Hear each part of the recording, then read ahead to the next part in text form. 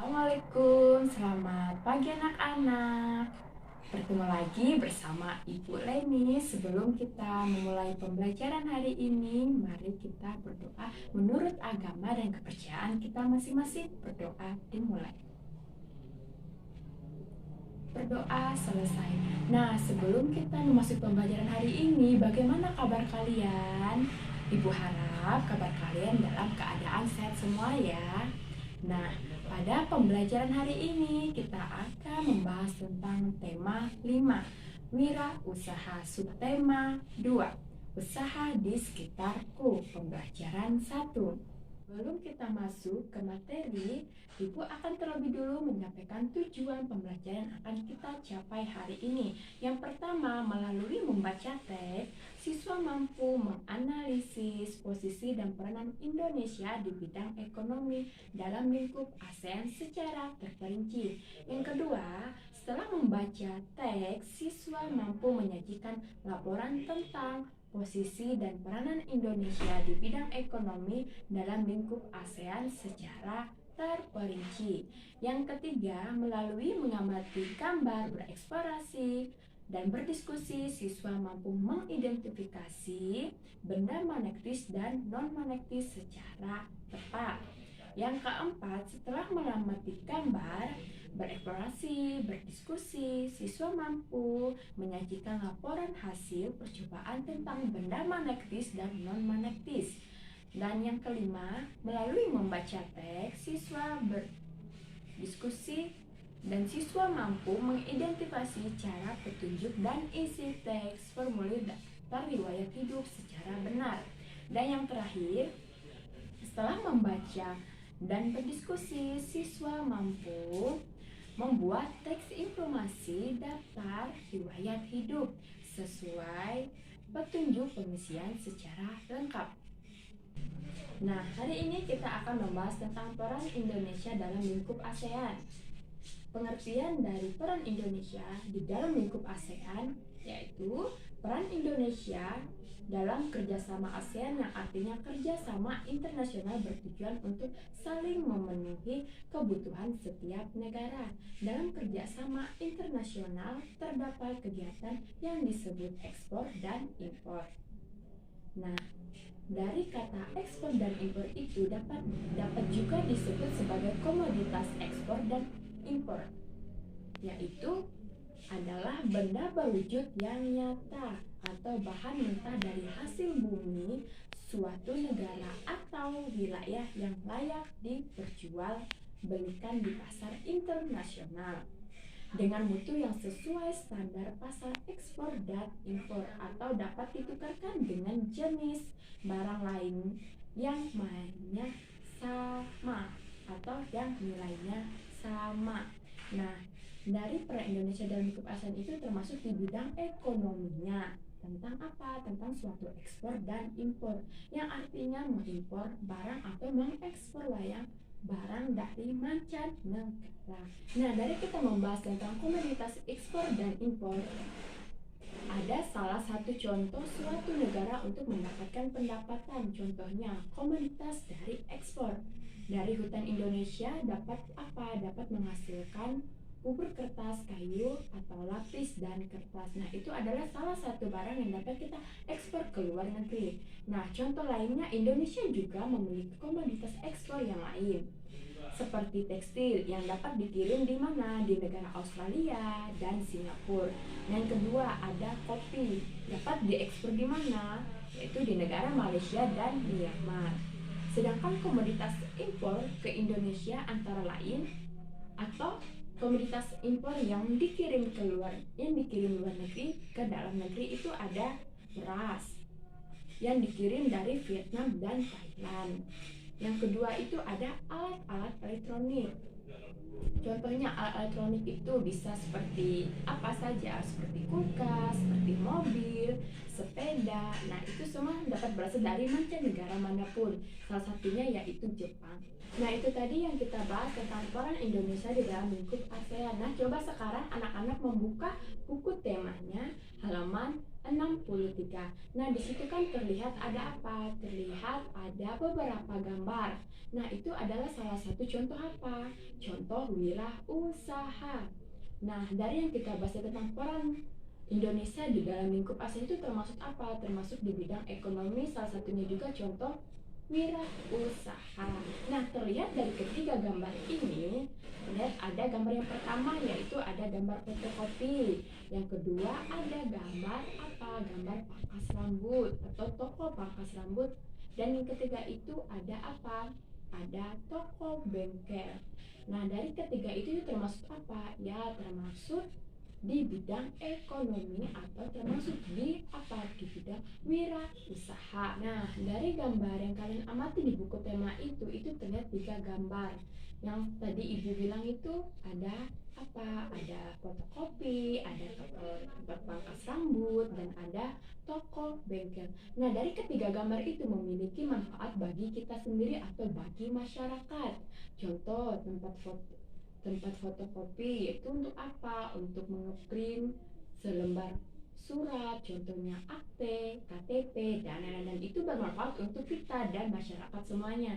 Nah, sedangkan gambar yang kedua itu ada tempat apa? Tempat toko pemangkas rambut, yaitu apa manfaat bagi kita dan masyarakat? Ya, kita dapat apa? Merapikan rambut kita dapat apa? Menata rambut kita dengan rapi dan apa? Dan penampilan kita menjadi bagus atau baik. Nah, yang ketiga itu ada apa? Toko bengkel. Yaitu manfaat dari toko bengkel itu yang diberikan kepada kita dan masyarakat itu apa? Ya, untuk apa? Untuk merservis motor, untuk merservis mobil, dan lain-lainnya, mengganti oli, mengganti ban sepeda motor, dan lain-lainnya. Nah, dari semua ketiga gambar ini adalah apa? Adalah di bidang ekonomi yang bisa dikatakan apa? Seseorang yang melakukan wirausaha. Nah, dari ketiga gambar tadi itu, apakah itu termasuk dalam apa? Dalam peran Indonesia di dalam lingkup ASEAN?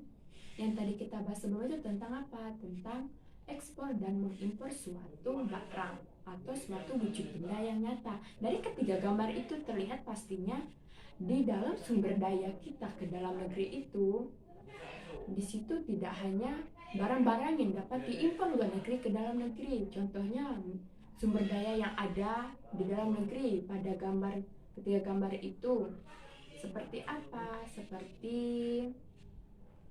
entah itu meja, entah itu mesin fotokopi, entah itu peralatan alat elektronik yang dapat diimpor dari luar negeri ke dalam negeri. Nah, itu termasuk sebuah sumber daya yang luar negeri mengimpor ke dalam negeri. Nah, jika di dalam negara itu sumber dayanya kita dapat menemukan apa?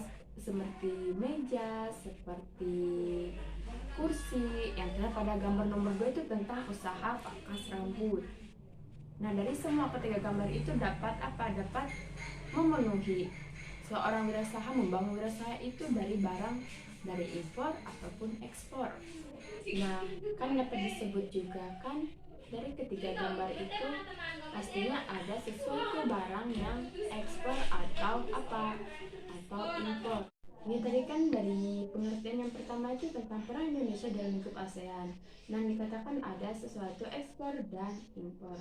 Nah, sekarang kita mencoba untuk memahami tentang pengertian ekspor. Ekspor adalah kegiatan menjual barang atau jasa ke luar negeri. Orang yang melakukan kegiatan ekspor disebut sebagai eksportir. Adapun barang yang dijual dikenal sebagai barang ekspor. Melimpahnya sumber daya alam suatu negara melatar belakangi kegiatan ekspor. Sebagai contohnya, negara Indonesia melimpah akan minyak bumi dan hasil pertanian. Selain untuk mencukupi kebutuhan di dalam negeri, sebagian juga diekspor ke luar negeri. Impor adalah kegiatan membeli barang dari luar negeri. Orang yang melakukan kegiatan impor disebut importir. Adapun barang yang dibeli dikenal sebagai barang impor. Keterbatasan sumber daya alam dan sumber daya manusia menjadi alasan dilakukannya suatu impor. Contohnya, Indonesia belum bisa memproduksi barang-barang elektronik dan barang-barang otomotif, belum bisa memproduksi seperti sepeda motor, mobil, dan lain-lainnya. Oleh karena itu, Indonesia mengimpor barang-barang tersebut dari negara lain untuk dalam negeri. Nah, dari semua pengertian tentang peran Indonesia dalam lingkup ASEAN, dari sampai kita mengamati tentang 3 gambar, yaitu ada gambar fotokopi, ada gambar tukang pangkas rambut, dan ada toko bengkel. Nah, sampainya kita mengetahui pengertian dari ekspor dan impor. Selanjutnya kita akan membahas tentang barang yang diekspor oleh Indonesia ke luar negeri. Nah, yang pertama itu ada minyak bumi, ada gas bumi, ada kayu, ada karet, ada kopi, ada tembaga, dan yang terakhir itu ada tekstil. Nah, dari semua barang itu dapat diekspor ke luar negeri dari berbagai macam negara. Salah satu contohnya dari minyak bumi dapat dikirim di mana? Ya, di Filipina, di Malaysia, Singapura, Australia, Cina, dan juga Jepang. Nah, selanjutnya yaitu tentang barang yang diimpor dari luar negeri ke dalam negeri. Nah, contohnya itu dari negara Jepang. Negara Jepang mengimpor barang-barang elektronik seperti mobil, sepeda motor, suku cadang mesin, alat-alat elektronik, seperti HP, seperti laptop, dan ada juga pipa baja, besi, dan bahan kimia. Nah, dari semua barang-barang itu diimpor dari apa? Dari Jepang ke dalam negeri atau ke Indonesia. Yang kedua itu ada sepeda motor, alat-alat elektronik juga, dan baja. Itu dapat juga diimpor dari negara apa? Negara Korea Selatan. Dan yang ketiga itu ada beras yang diimpor dari negara Thailand.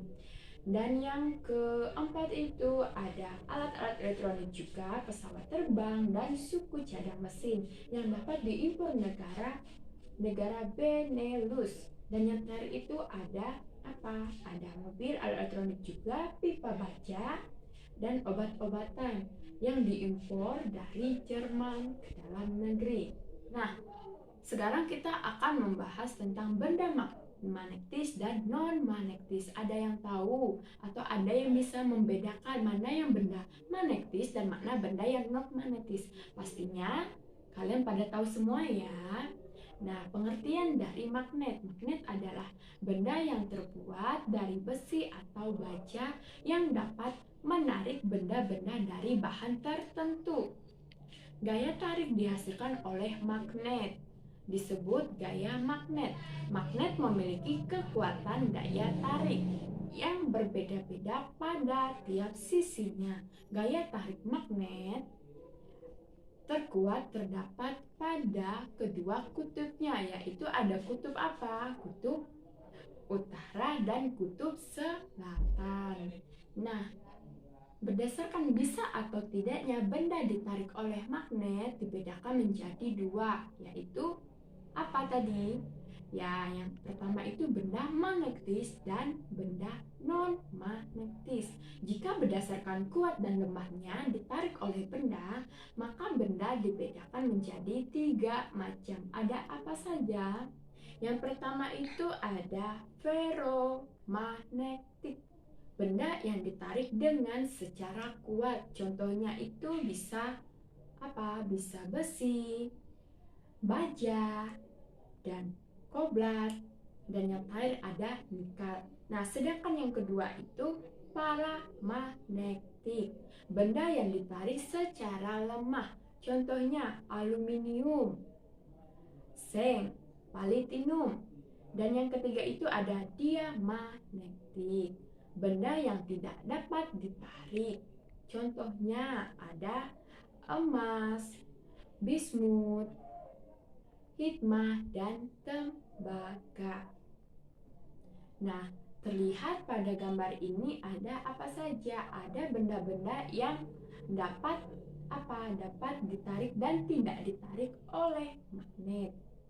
Sekarang perhatikan gambar-gambar ini. Nah, kalian bisa membedakan atau mencari tahu benda mana yang termasuk benda magnetik dan non-magnetik.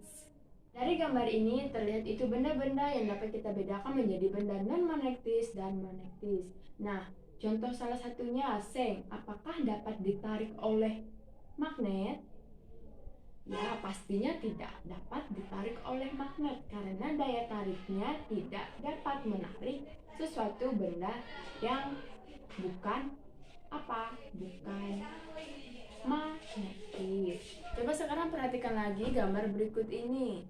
Nah, dari semua gambar ini terlihat apa saja yang termaksud usaha-usaha yang dapat kalian temui di mana saja terkait gambar ini. Nah, usaha apa yang menjual benda-benda berikut di sekitar tempat tinggalmu? Nah, coba amati gambar ini. Yang pertama ada sisir, yang kedua ada penjepit kertas, ada paku, penghapus, peniti, pensil, gunting, batu, penggaris, daun, serta gelang warna dan cermin. Nah, dari semua gambar ini terlihat pastinya dapat dijual di berbagai mana saja, di berbagai toko atau wirausaha yang menjual barang-barang ini. Contohnya pensil, kalian bisa mendapatkannya di mana? Ya, di sebuah toko alat tulis. Contoh lagi seperti paku, kalian dapat membelinya atau mendapatkannya di mana? Di toko Di toko bangunan. Nah, selanjutnya kita akan membahas tentang formulir daftar riwayat. Nah, pengertian dari formulir daftar riwayat hidup adalah dokumen yang berisi tentang data pribadi seseorang. Daftar riwayat hidup terdapat informasi mengenai data diri seseorang, seperti nama lengkap, tempat tinggal, jenis kelamin, agama, alamat, kewarganegaraan, pendidikan, dan bahkan pengalaman seseorang. Data riwayat hidup juga digunakan untuk melamar sebuah pekerjaan sebagai formulir pendaftaran. Manfaat dari daftar hidup seseorang diantaranya untuk apa saja yang kalian ketahui? Ya, pastinya untuk melamar sebuah kegiatan lomba, pastinya memerlukan data diri atau data pribadi kita. Yang kedua itu kita dapat melamar pekerjaan. Yang ketiga, mengikuti suatu kegiatan, misalnya ekstrakurikuler di sekolah. Nah, sekarang ibu mau memberikan lembar kerja kepada kalian. Nah, nanti ibu kirim melalui grup WhatsApp. Jangan lupa untuk dikerjakan bersama soal evaluasi yang akan ibu kirim. Nah, anak-anak, pada pembelajaran hari ini sudah selesai. Tadi kita sudah membahas tentang apa saja, tentang peran Indonesia dalam lingkup ASEAN, tentang benda magnetis dan non-magnetis. Dan yang tadi itu ada apa? Ada formulir tentang daftar riwayat hidup. Nah, dari materi-materi yang kita sudah bahas bersama ini, Ibu harap kalian dapat mempelajarinya lagi agar agar kalian dapat memahami semua dari materi yang sudah Ibu jelaskan atau Ibu sampaikan kepada kalian. Nah, anak-anak, pada pembelajaran hari ini sebelum kita mengakhiri, mari kita berdoa terlebih dahulu. Berdoa dimulai. Berdoa selesai. Ibu ucapkan